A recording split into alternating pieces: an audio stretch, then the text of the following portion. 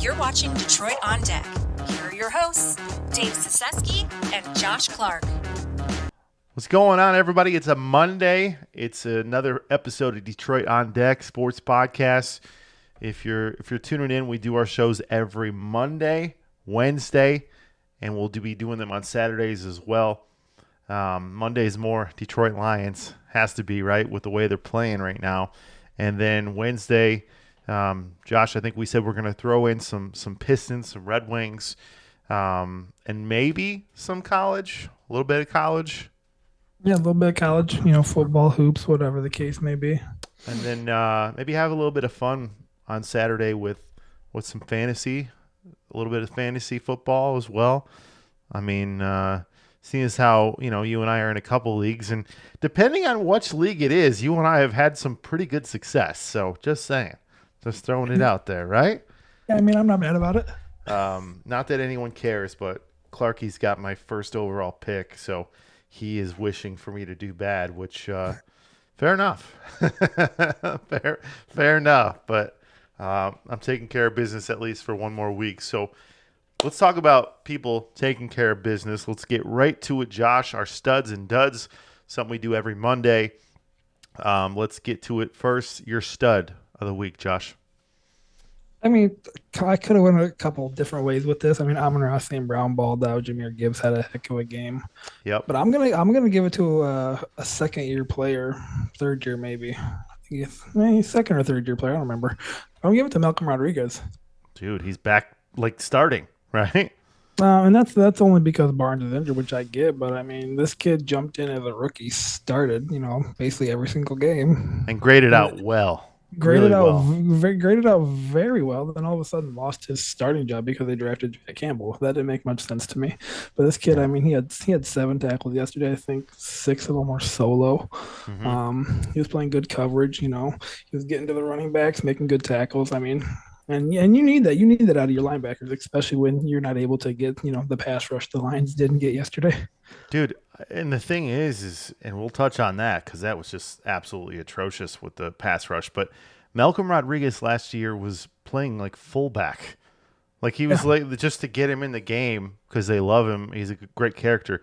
But you and I were like, dude, you got to get this guy in the game. Like he's a really sure-handed tackler. Like he makes plays, man. And yeah, sure, is he a little undersized? A little bit, but like to play linebacker in the NFL today, you do not have to be a big dude. You know what I mean? Like just show that you can make plays. You got a little bit of quickness. He's got youth on his side. I think we can both agree because a couple of years ago, I hated Alex Anzalone. He's actually become a decent player, which I never thought I would say. I see. It's funny you say that because I feel the same exact way. I'm a Florida Gator. I'm a Florida Gator fan. That's your squad, right?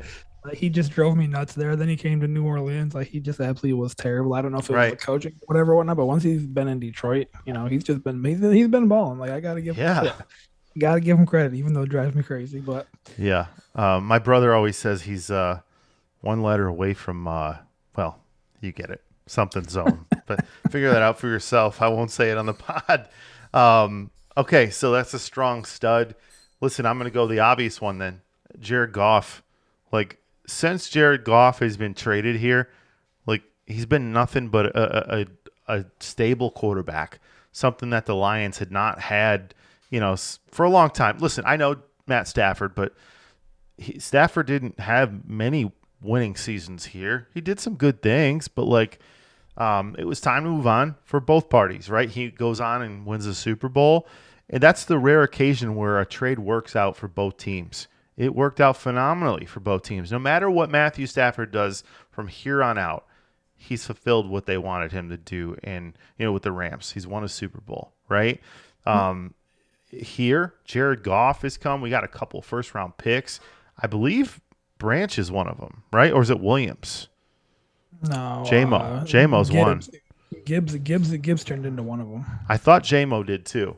I could be wrong, but we'll check that up. But listen, even if it's just Gibbs, like that dude is awesome too. But yeah, let me finish on that. Like my stud, the guy's been incredible, and I think the stat in the last 4 games in the first half is like 47 to 52. Are you kidding me? Like, Josh, we'll talk about one of those stats that I sent you earlier about the, incompletions and touchdowns. It's absolutely amazing, but he's come in. He knows this offense so well. Is he the most talented guy in the world? No. Is he an accurate quarterback? Yes. Does he get the job done? More than that, man. We got a buddy named Pedro. He can't stand Jared Goff. Like, he can't stand him. Won't give him any credit at all, right? But, I think his fantasy team is, terrible like Goff or whatever or something like it. Legit. Legit is that. But listen, man, he deserves his roses. He's been great, and he's coming through for this team, and he's showing that, look, we can win a Super Bowl. We're one of the better offenses. No, 100%. To one of your points that you just mentioned too, him knowing the offense. I mean, you look around the league and you look at some of these teams. Deshaun Watson, he looks lost in Cleveland before the injury, like he doesn't know the R.I.P., offense. right? Gardner Minshew, Aiden O'Connell, they look lost in Vegas, like they don't know the offense. Like just knowing the playbook in itself goes a long way. And like you said, he's just been phenomenal since being here. He bought into the system, even as a player coming into a losing situation, basically. And he just bought in right away, with what Dan Campbell was trying to do. Even though they went 3-13 the first year, they bounced back, went 9-8, and turned it around to 12-5. I mean, so just buying in and having a leader like Goff goes a long way for a young team. It does. All right, Josh. I know this is probably your favorite part. Well, let me hear your dud of the week. My dud of the week is actually going to surprise you. It's David Montgomery. David Montgomery. I mean, he was pretty bad yesterday. He had a knee injury a little bit. He came back, but he put the ball on the ground. And I know you're waiting for Gibbs to be the main horse there. It's a two-headed monster. They even came out and said, "Listen, it's Knuckles and Sonic," but you would rather it just be Sonic, wouldn't you? Yeah. Yeah. Why? Why is that? Why is he your dud? I mean, you look at it. I mean, his average, was just not. I mean, it was decent, I guess. 9 carries, 31 yards, or whatever. Putting the ball on the ground, like you said, it's just uncharacteristic of him. He's only had 8 over his 7-year career. So I mean, that we just don't expect that out of him. And the punch out wasn't really that hard either. Like, you know what I mean? It looked like he just kind of lost control of the ball. Yeah. Granted, he's got, the injury's probably on his mind at that point because that's after he came back into the game. So he's probably, playing a little, cautious at that point. But if that's the case, get off my field. Yeah. I mean, you know what I mean? Like, yeah, you're in a heavyweight fight with, the division leader at the time. Like, you can't have that type of, performance in that type of, situation. Yeah. Yeah. I'm with you. So my dud, a little bit different, but I am actually going to go, and this could change, but it's like Detroit Lions fans that are saying, you know what, we're good. Like today, I heard so many people talking like, we don't need to make any trades. We're good. We can win a Super Bowl the way we are. Like people talk like that. Like, I know you're a homer, but like, don't lie to yourself. I mean, we talked about it. They graded out as one of their worst games in the last 2 years in terms of rushing and effectiveness, getting to the quarterback. Like that last sack to end the game doesn't even count in my opinion. That was on a Hail Mary attempt where Darnold was trying to step back and get something behind the throw. Outside of that, Pascal had 1 sack, and he averaged, they were talking on Pro Football Focus, he averaged 3.5 seconds in the pocket being able to throw. That's like 10 minutes for a quarterback. That's an eternity. It's too long, man. And he was able to make some plays. And for the most part, our defense played pretty good, especially our secondary, considering they were put in an island. They didn't get any pass rush. So it was tough, man. But like fans that are out there saying, oh, no, we can do it. We're just going to have Pascal step up or – I don't know. Who's the guy from, was it Grand Valley or Saginaw Valley? Yeah, Saginaw Valley. Dude, I love him as a rotation guy. It's a good story, but like he's not Hutch, and he's certainly not one of those big name guys. Like people are kicking the tires now. Teams are calling Cleveland right now. I mean, I've seen it already on NFL Live. They're talking, saying, "Hey, is Myles Garrett available?" And I have not heard about the Lions doing that. It doesn't mean they're not, but like I've heard more about Zadarius Smith. Like, dude, if you have a chance to go get one of those two, you're not even looking at Zadarius Smith. Yeah. You're looking at somebody that is going to be there for years at a time, put on the opposite side with Hutch. Well, I mean, the thing about it is too. I mean, like you just said, you want somebody on the opposite side of Hutch for years moving forward. But you, in the present, you also want somebody to step in and replace Hutch and the production that he brings. Right. And right now, this current roster doesn't have it. Like you had mentioned yesterday, Josh Pascal was the only one to get a sack on the defensive line. They had 4 sacks total. 3 of them came from linebackers. 3 of them came from linebackers. That's not successful winning defensive football. No, and let's be honest, Josh. You and I know enough about Pascal to know that he won't stay healthy. He's always hurt. He's always hurt. I mean, you know this more than anybody. I was high on him coming out of Kentucky. Of course. I still believe in him. He's still pretty young, so I'm hoping he can, kind of showcase a little bit. But he's not ready for that right now as a full-time role. No, I agree, but I'm hoping, with this, chance to actually step in and kind of be the guy currently. I hope he can kind of showcase a little bit what he can do because he was a stud coming out of Kentucky. He was, and listen, that's SEC football, right? Like that's no joke. So yeah, the highest of competition, right? I mean, I do have to say we're gonna talk Lions, but like, can we just say this? Like, Alabama, man, how the mighty have fallen. Like, Kalen DeBoer is not coaches of past. He's not Nick Saban, and I think they're showing. Yeah, this ain't the Pac-12.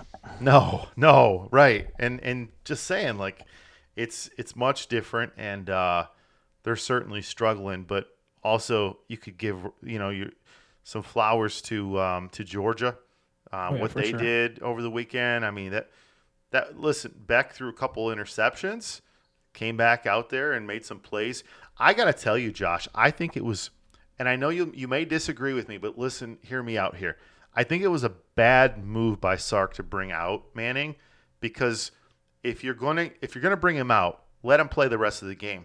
Don't be letting him play one series because those fans are going to get behind that name, that player, and they're going to want to see him. And now you're going to have people that are going to turn on Quinn Ewers so quick, and you're still in the playoff race. I don't like the move.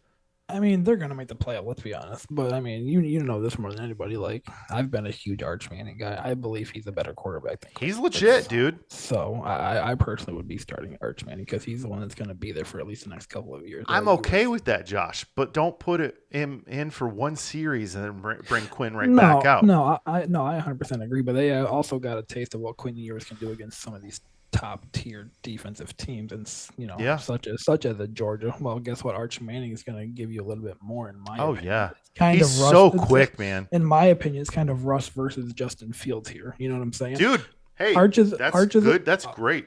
Like Arch is a better runner, but Ewers is a better passer. You know what I'm saying? But Arch can also throw the ball. You know what I mean? Arch is a superstar. Unlike Fields, the reason I'm doing that comparison is because his rushing ability, like Fields. You know what I'm saying?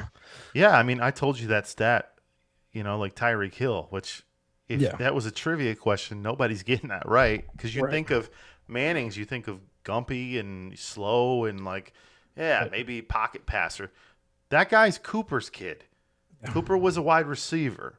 So, and if it wasn't for injuries, Cooper would have been a wide receiver in the NFL. So, it's not, it's different DNA, man. Yeah, it's just in their blood. Right. They're special, right? It started with their dad, right? Like, he was special. Yeah. But anyways, hey, let's get into the Lions because I know you had a bone to pick with Dan Campbell, and it started early in that game. Listen, it's all cute and stuff when they use the special teams to fake it and go for it. Yesterday it cost him, and really, Josh, it could have cost him that game.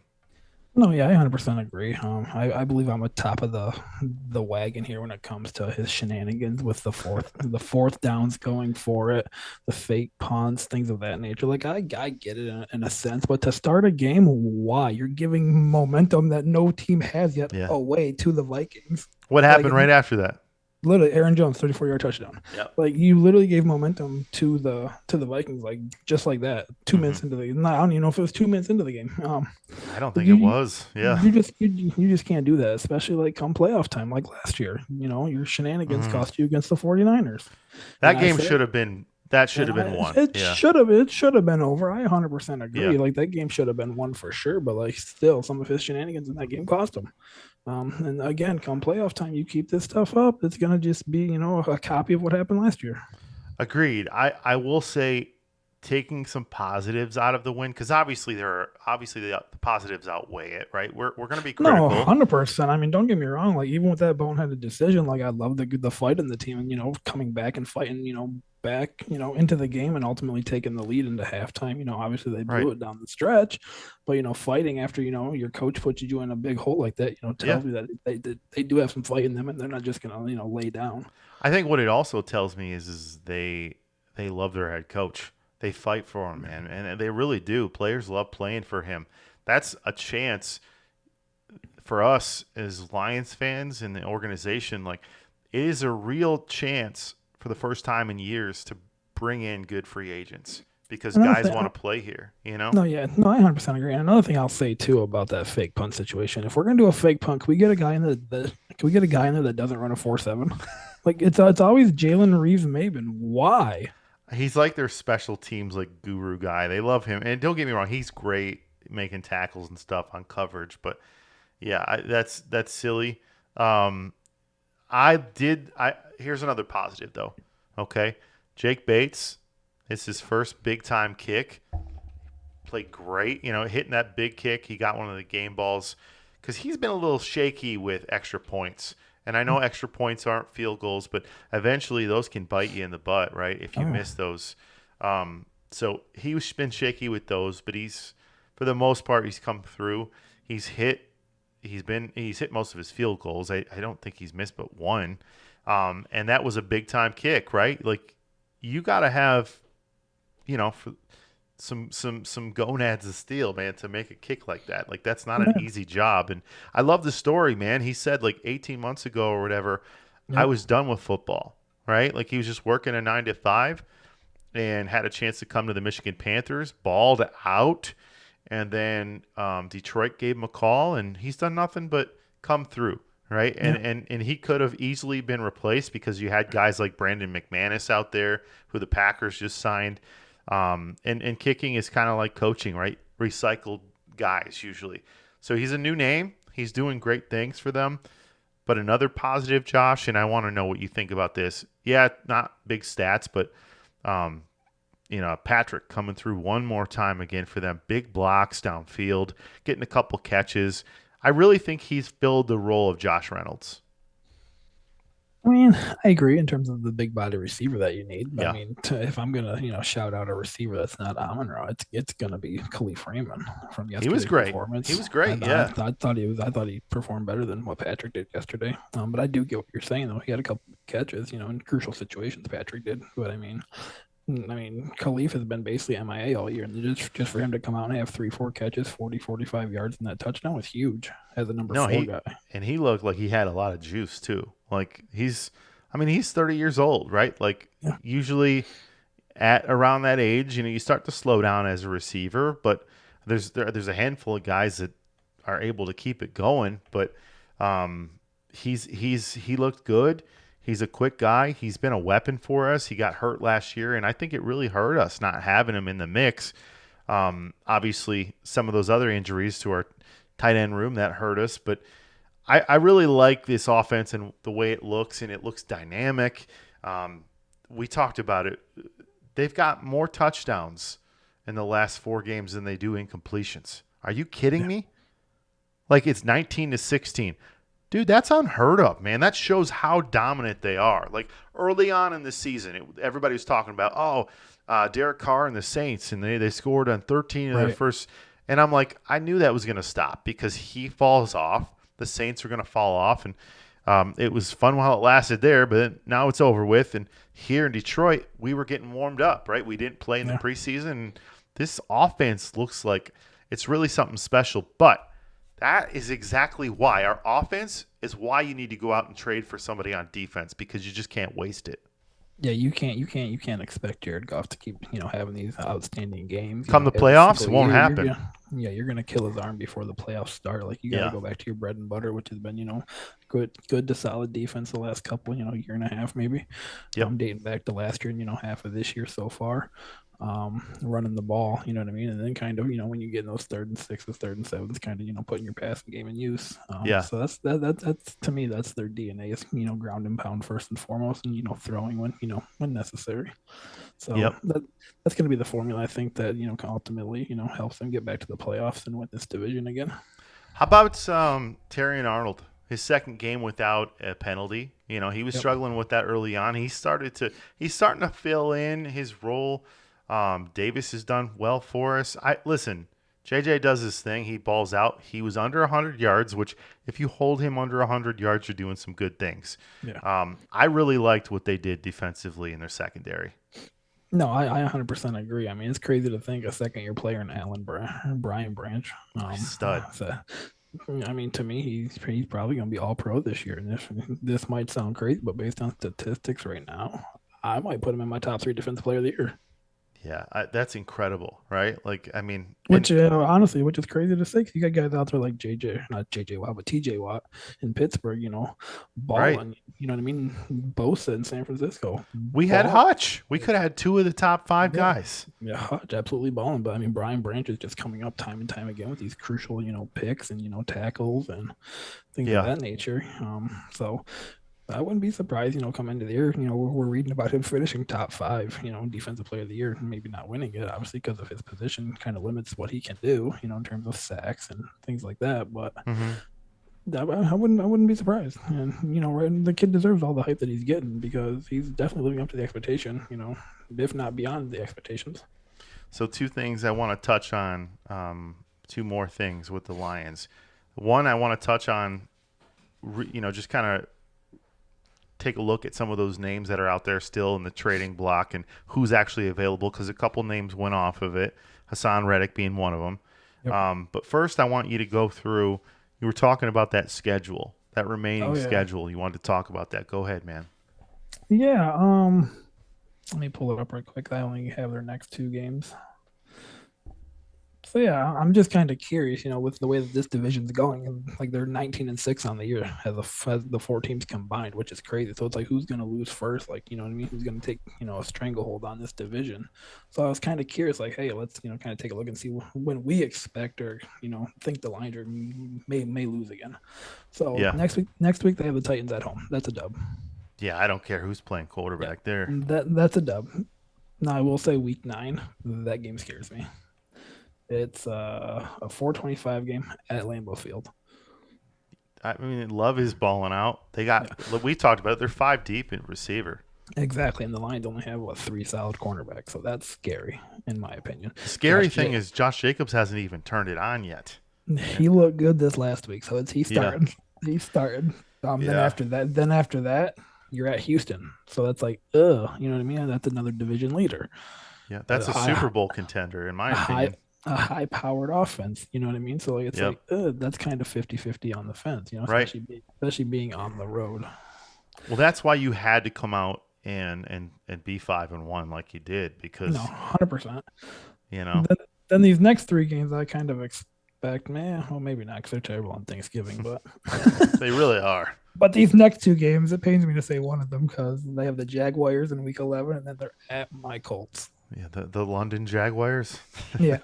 Might But as well. then they're at home for Chicago on Thanksgiving, home for Green Bay, home for Buffalo, at Chicago, and then at San Francisco, and then home for Minnesota. This is a gauntlet of a schedule still. Okay, I want to ask you a quick question. Just curious. If you're a Jaguars fan, are you kind of pissed that like 3 of their games are in London? Like, I feel like it just kind of takes away from, like, I mean, I know there's not a ton of Jaguars fans out there, but like, dude, if my team's playing in another country, like, I'm kind of like, man, what? Yeah. We're getting the short end of the stick here. Every single year they do this. Right. So I'm gonna be honest with you. Come week 11, if the Jaguars are like 2-7 or whatever they are, because I know they're terrible right now, and we don't have Max Crosby by then. Josh Allen isn't getting out of Ford Field. He ain't leaving Detroit. It's just like they're gonna have to eat some of that money. I don't care. They need somebody, and if it's not Max Crosby, if it's not Myles Garrett, I think Josh Hines Allen is the perfect fit here. Well, we have a lot of cap room. We do have a lot of cap room. That's something that the Lions have. But here's the thing: they kind of take on this image of like the Tigers. Like they try to like be as cheap as they can and bring in draft picks, young guys. Right? I feel like you just can't waste this team. You know what I mean? Like how long can you keep a core around in the NFL? Right. I mean, you're lucky to have them for 5 years. Right. And then people leave. Yeah, it's just different, right? Like baseball, you can keep it together for the most part, right? Houston Astros, right? Like that's one of those teams. But like, and in the football, man, you got a cap, and it's just tough. And we've never been a team that's went crazy above the cap or anything like that. We've never done that. And I just don't see it ever happening here. Listen, I love Detroit, I do, but we're not a big market team. We're still not a big market team. We're not like a New York or something right? Like, so I just don't see them going crazy with that. So if they want to spend the money on a guy like that, listen, he's still fairly young. He'd be around for 4 or 5 more years here. And him with Hutch, I don't care who's in your secondary. If the quarterback doesn't have time to throw the ball, he makes him look a lot better. Yep. Right? So that's the thing. I 100% agree. But, looking at this schedule, though, I'm going to predict their next loss is going to be Week 10. And that's at Houston. Yeah, they got Atlanta coming up, right? No, they already played Atlanta. Not Atlanta. I'm sorry. They got or no, they didn't play Atlanta this year. They got I'm sorry, Green Bay. When's Green Bay? Two weeks? Week 9. They have Tennessee and then Green Bay. That's at Green Bay? At Green Bay. The only positive about it is it's not like when it's like 0 degrees there, right? And that's why I kind of favor the Lions with their running style. I mean, they're not going to be slipping all over the place. They're going to be able to still pound the ball. Although the last couple of years they've been pretty good there, but just kind of like off of that point, how bad did Aaron Rodgers look last night? He looks old. Oh, he looked god awful, and that was with his. Devontae looked old too. Yeah, that was with his boyfriend back with him. So. Yeah, they went away. I think they really made a mistake, in my opinion, not just with him, but Devontae Adams taking. I mean, people will be like, "What?" I think it was a mistake bringing him in because Garrett Wilson is going to be the man that's forgotten in all of this. Yeah, I agree because Aaron Rodgers has chemistry with Devontae Adams now. He has history. He has history with Allen Lazard. Right. So, I wouldn't surprise me at all if Garrett Wilson is like, who are you? Yeah, and then Mike Williams is just gonna rot. But well, they're expected to trade him, but he's awful. So is that what you're predicting? You're predicting Week 9 Green Bay, their next loss? I mean, kind of, because I just think I think Green Bay is not somebody to be overlooked. In my opinion, they're better than Minnesota. Yeah, no, I agree. I think so. Right? Yeah, I 100% agree. I mean, Jordan Love was injured a little bit early in the year. Right, but he's hitting his stride. Personally, I love Jared Goff, what he's doing, but I think overall, from a mechanic standpoint and everything, I think Jordan Love is the best quarterback in this division. I agree. Yeah, I mean, he makes a little bit more mistakes, but he takes more risks. Yeah, more of the Brett Favre mindset. Gunslinger. You know what you're gonna get. He's gonna still throw you 250, 300 yards, 3 touchdowns, but he might also have 3 interceptions. So here is a unpopular opinion, because I love Dan Campbell. I actually think that Green Bay has a better head coach. And if I'm like ranking them, I love Green Bay's head coach, and obviously LaFleur has been there for a few years. I just love what he does offensively, man. I know, listen, he stays away from the defense, but offensively what he does, and he's one of those guys that came from the coaching tree from the Rams, right? McVay. So he's obviously been around some of that. Or was it actually San Francisco? I'd been San Francisco. Yeah, maybe it was. It was a Shanahan. Yeah, but then again, so was McVay. But I don't know, man. I really like him. I think he does a lot with what he's given. but he's also got some talent too. So I mean, I kind of agree with you in the sense of I'm scared to see what the Lions are going to look like come the day they lose Ben Johnson. Oh man, maybe they don't lose Ben Johnson though. Because Ben Johnson, like you said, Matt LaFleur is a better offensive guy. Well, Dan Campbell's not an offensive guy. It's Ben Johnson. We all know that. So it's like, what is this offense going to look like if that day does come where Ben Johnson does get a head coaching job? Let me ask you a question. Does Ben Johnson regret not taking the Commander's job? Because that's a good gig. Now it's a good-looking gig, but before the year started, before the draft, and they got Jaden Daniels and a couple nice pieces on defense. It was still looking kind of hideous, but with the pieces they have in place right now, though, he might be regretting it. Honestly, because I feel like he's job security, right? Yeah, like you got, in my opinion, you got the rookie of the year in Jaden Daniels. Like I don't think Caleb's going to catch it. Even though they're both 4-2, 5-2, whatever it is. I was not a big fan of their hire. I told you that coordinator, right? And I told you this at the draft, and I told Jason at the draft, the buddy that we met over there. I thought the Bears should have took Jaden Daniels #1 overall. Oh, I mean, listen. Now it's hard to say that because Williams is hitting his stride, but Daniels has been good all year. Exactly. He's been good all year. But imagine him with those weapons. He has Terry McLaurin. You know what I mean? Like, that's it. Well, he's got Robinson, and that's it. Well, in the backfield, I'm talking about actual weapons where he throws the ball to. You know what I mean? Like, imagine him with Keenan Allen. He's throwing it to Zach Ertz, who's like 5 years past his prime, maybe more, right? So yeah, I'm with you. I mean, I don't even. Can you even name the second receiver there? Like the wide receiver with the Commanders, Washington? They don't have Dotson anymore. It's Brown or whatever. Dotson. Yeah, they have Noah Brown's there, former Texan. Yeah, who's really like a 4. Luke McCaffrey's there, like who's not ready. You know what I'm saying? He's not ready. A couple of good games, but yeah, I agree. But he actually might regret that because the head coaching job that are going to come available this offseason, in my opinion, one of them's going to be the Titans. One of them's probably going to be the Panthers. Like, yeah, the Titans job looks pretty bad. I mean, like that. Now that's the offensive coordinator, Callahan, that from the Bengals, right? Yeah. So he had Burrow in that, and obviously Burrow can make a lot of people look good when he's healthy. Ain't doing that. Right. No, Levis is terrible. I wanted to like Will Levis, but I didn't even like him at Kentucky. I didn't think he was that good, and especially in big games, he disappeared. But he's like he looks more like a tight end than he does a quarterback. He's ripped. He's a big guy, dude. He's a big boy. He is, but it's just not working. So, in my opinion, even when they had Rudolph in it, Rudolph looked better than him, and that's saying something because he's not very good either. But he's a solid backup guy. But I don't know, man. They're kind of a mess right now.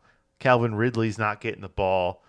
You know, you got D-Hop there. He's not getting the ball. Kind of looks like a shell of himself as well. Well, he's got MCL tear, right? And he's still playing. Their bright spot is, former Dallas Cowboy running back Tony Pollard, in my opinion. Yeah, and they don't even give the ball to Spears, who could be a nice player too. So it's a disaster there. And for a guy that was supposed to be offensive minded, I think a lot of teams are like, man, I really wish I would have thrown the bag at Ben Johnson because. But I'm starting to believe like he doesn't want to leave. Unless it's like the perfect spot. And I'm hoping that's the mindset of him. Because you're not gonna get, you're the offensive coordinator on the #1 offensive team in the league. Right. The only way you're gonna get a better position is by being the head coach on the #1 offense in the team. And you know what I mean? Like, and you're under that guy. Of course. So I don't see where a situation gets any better because once San Francisco's healthy, they're going to be a scoring machine. Once the Rams get healthy, they're going to be a scoring machine. Like, right, you know what I mean? One job that could possibly intrigue him, honestly, thinking about it now, if they decide to fire him, because I know there's been rumors the last couple of years if the Eagles decide to fire Sirianni. Dude, he is a major jerk. Ben Johnson may leave for that. You got Saquon, you got A.J. Brown, you got Devontae Smith, Jalen Hurts, and you have a top 5 to 7 offensive line still. Yeah, I think they're a heck of a team. Saquon's been incredible. Like his revenge game against the Giants the other day, like that could not have went better. Yeah. Also, Daniel Jones does not belong in the league. Can we like? He's so bad. I've tried so bad to trade him away in our dynasty league. Like, I'm like, just like send me like a Gatorade back and you can have him. But like nobody wants him because he's gonna get replaced soon. Let's just go back to Tommy Cutlets. Right. Maybe it was better. I mean, they got Drew Lock's their backup right now. I actually like Drew Lock. So I did too. He's Zach Wilson 2.0. And he knows Young Jeezy songs, so I'll Yeah. deal with that, right? So we got about 4 minutes left here, and when I say 4 minutes, it's like a hard 4 minutes. It shuts off on us. We found that out last week, and I have spaghetti and my wife waiting, so I have to get that in a second. But let's end it on this, man. I can't wait for the spaghetti.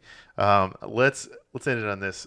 If obviously Hassan Reddick signed back with the Jets, he reworked his deal. He's an idiot. He lost $5 million. To go to the same team. Yeah, to go to the same team. Okay, if you're the Lions right now, you've had a little bit of changes in terms of Crosby. He said before, oh yeah, I want to be a Raider for life, and then he came out and said, I'm not rebuilding. I'm not going to rebuild. I'm not doing that. I'm not here for that. So wherever I'm at, I want to win. Clearly, it's not going to be with Vegas. They're not ready. They're not even close. They're in turmoil. They're trading away their stars. People are leaving there. I'm sure he loves that life, but also I believe he still want to come home. So for me, he's still number one. I would give the most you would give away for Max Crosby. Me, it's 2 ones. That's a lot, but that's the most I would give. After that, I'm just not ready to just give away the whole future. What about you? In terms of draft picks, I agree. 2 ones is definitely the max I'm giving for anybody, regardless of right? Regardless of who it is, right? 2 X's. Right. But I mean, 2 ones is is whatever. They're gonna be late first round picks, but I mean, I would also add it potentially a player to kind of sweeten the deal a little bit, like give Hendon Hooker. Give him back. If they want Hendon Hooker, I don't like to give him away because I do think he's could be talented and special potentially. Especially if golf goes down. Like who do we have? You know what I mean? Well, how about if they give us their backup and we'll give him Hendon? Oh, AOC. I'll take AOC. Why not? But to what I was saying though, I'd give 2 first draft picks. Max. And then on top of that, I would give away like maybe a James Houston. That actually could work because they're going to need some pass rush. You know what I'm saying? So something along that line, like give them a piece back plus 2 picks at a player. Like Here's my fear, Josh. If they're going to call and they're going to say, you better give us JMO or Gibbs, or if they give Gibbs up, I'm not saying they would, but what if they did? Man, if they did, I would turn the TV off. Like. You can't do that, but you feel like they want some young talent. Like unless Detroit's going to give them 2 ones, I feel like it's going to be young talent, and that's where I say, okay, Hendon Hooker can fill that void for you guys because clearly what you got there, Gardner Minshew's not going to be the answer, right? He's a good backup, but he's not a good starter. He's going to be playing there for 6 more weeks. I just forgot O'Connell's out, so with that broken finger. So we'll see, man. But, I mean, we're winding out of time here. But we'll see. On Wednesday, we're going to talk some Pistons and some. We'll talk some Pistons. I believe that's Red actually Wings. They think that's actually their home opener is Wednesday night, so we can talk that for sure. Talk some Wings and maybe give a little college basketball preview with Michigan State. Oh man, I just saw Michigan blew out Oakland University. Yeah, in a charity game. So bad. Like it was so bad, but like I'm all right with it. I knew it was gonna happen, right? Yeah. You can only beat. I mean, it's all right. They beat Kentucky. We're fine with that. So Dusty May's squad's gonna be good, man. Yes, sir. All right, Clarky. We'll see you Wednesday, man. All right, sounds good, brother. Peace. Peace. Thanks for listening to Detroit on Deck. Be sure to like and subscribe to our page for more Detroit content.